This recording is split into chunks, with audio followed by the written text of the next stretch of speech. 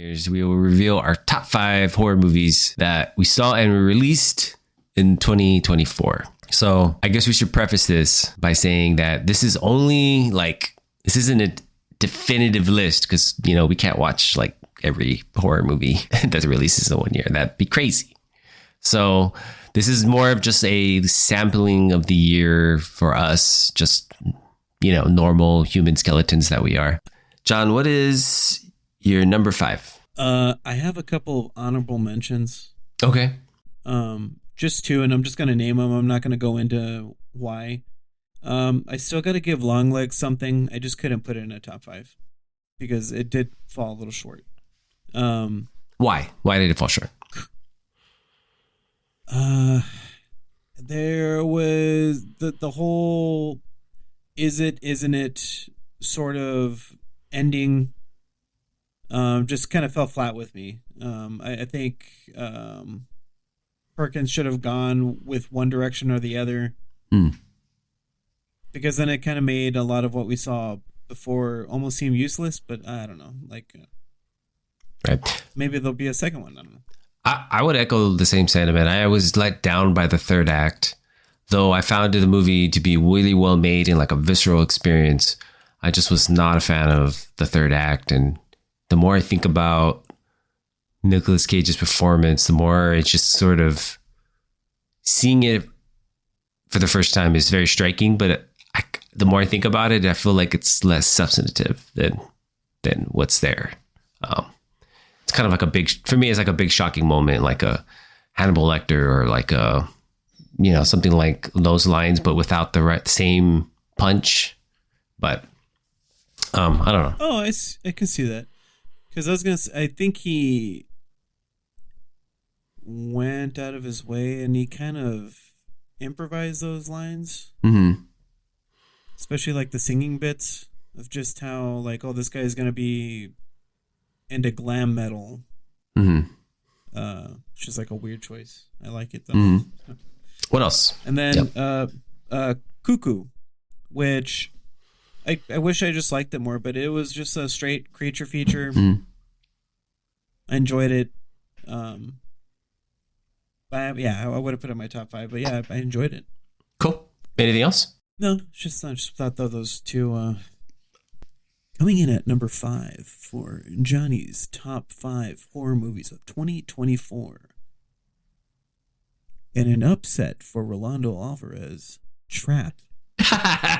Trap, directed by M. Night Shyamalan, with a standout acting performance by Josh Hartnett. Okay, yeah. I'm glad it's different. We're not going to have the same movies. It's good. That's good.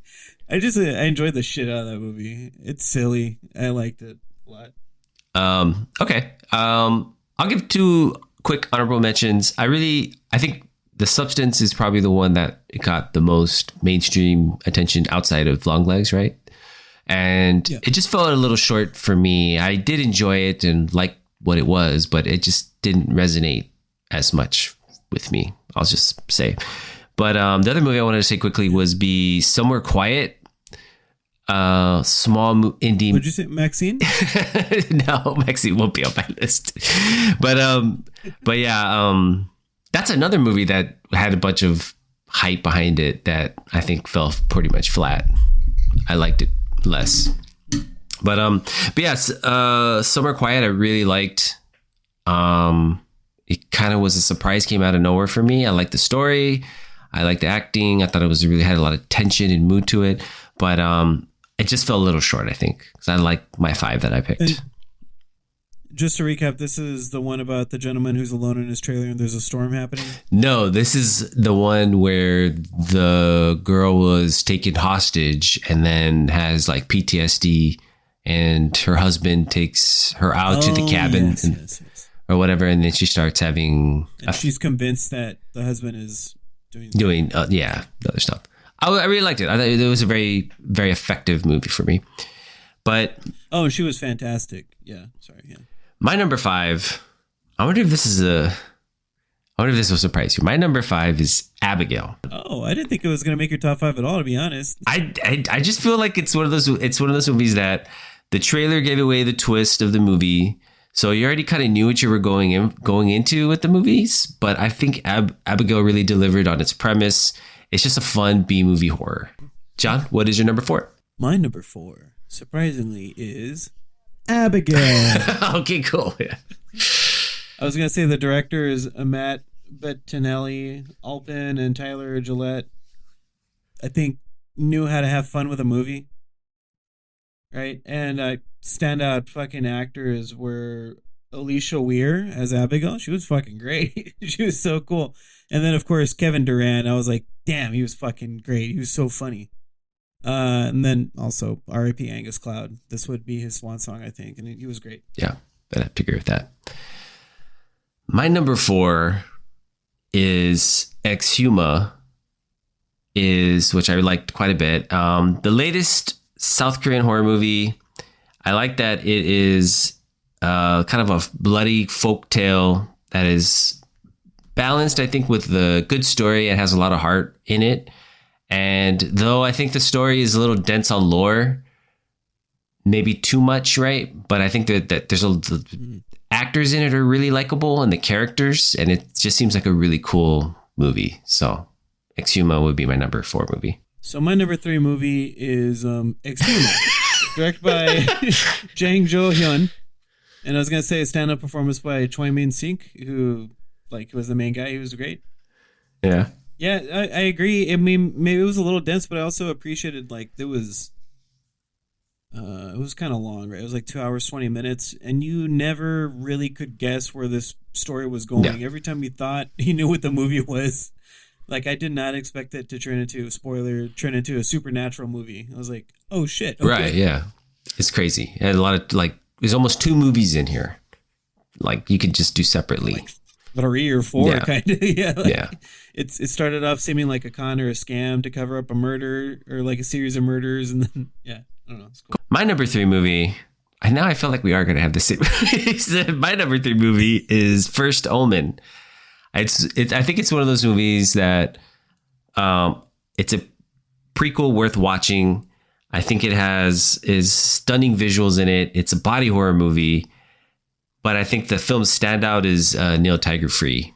She easily turns in a very physical performance that I still think about. I just couldn't believe the level of performance that was in this movie. That is a prequel to The Omen, of all things. Yeah. So really fun movie. That was my number 3. That was such a good movie. It was gonna make my honorable mentions, but I don't know why I'm still I should just get over it. I'm still weirded out by how immaculate it is. It's the same movie. It just feels bad. There's something. Yeah. My number 2 is Late Night with the Devil, directed by Cameron and Colin. I don't know how to say their last name. Sorry, guys. Cicernes, I'm gonna say. And then, of course, standout actors in this are obviously David Dastmalchian. He's fucking fantastic. Right. And Reese Onteri. He's little sidekick guy. Yeah. That was just what a great movie. Right. A lot of fun. Straight to the point. There is a little bit of backstory, but just enough to either make you hate or like the person, right? My number 2 movie is Late Night with the Devil. Yeah. It's a found footage movie about the making of a live talk show, which I think they really did capture the kinetic, chaotic energy of that, right? It is very plausible. Yeah. Dastmalchian, like you said, I think gives just I think one of my favorite performances of the year. This performance and Neil Tiger-Free are two of my favorite performances of the year. And I think what sets it apart for me is the gonzo crazy ending, because it's just throwing crazy stuff at you at the end. And I found that to be, one of the most exciting parts. And we saw this movie very early in the year, and yet it still kind of resonates. And I feel like that sort of gonzo style, almost close to being Giallo without all the gore, right? Mm-hmm. Is so perfectly placed in a movie that's pretending to be from the early 70s. Right. Mm-hmm. Yeah. Yeah. Yeah. Okay. So, Are you ready for number one? yes, we call this the come true award. Yeah, it is. Don't you know? Where every year John picks come true. So it's come true. No, not this year. This year it is The Lake House, starring. No. So coming in at number one for my top horror movie of this year, probably not surprisingly, Oddity. Yep. Directed by Damien McCarthy and standout fucking performance by Carolyn Bracken. She was amazing. Probably my favorite performance of the year. Mm. Yeah, it was good. So, my number one movie. Any guesses, John? Come true. Come true. Yes, the Come True Award. Do it. All right. No, this one I had to go back and forth with. Like, I just couldn't pick a number one because it was a good year in horror, but like I did nothing really like, announce itself, and it was just like my favorite movie of the year. But in retrospect and rewatching it, I also would have to say Oddity is my number one movie of the year. I think. Oh man, I was 99% certain, but a 1% of me was like, "Are you gonna say Match?" Yeah. Oh, that's true. I did like that movie, but not. Yeah, I don't think it's. Yeah, I don't think it was a top 5 material. But yeah, I think we reviewed McCarthy's first movie, Caveat. It's a really it was a fun, low budget, kind of charming movie. But now with his second movie, I feel like he has sort of returns to like unsettling mystery. He's really good about making fun, offbeat characters. And fun is not the right word, but like it's like they're interesting, they're compelling, they're a little off-centered from what you would consider all his characters have something kind of odd about them, right? Oddity, yes. Right? But I think it's a movie with unique vision and scares, and I think it was probably to me my favorite movie we reviewed. So, yeah, no, agreed. Yeah. Agreed. I was actually wondering. I was like, this might be the same list. And then, yeah, I know we tend to pick the same. I was like, let me do an upset and say Trap, because I know you wouldn't put that on your list. Yeah. And then I was wondering which one you were gonna do, and I was like, yeah, First Omen makes sense. Oh, First Omen, yeah. You left that one out, but you put Trap, right? That's really the only difference in the placement, right? Yeah. Basically, yeah. Cool. So that was our top 5 movies of the year. So now we'll move over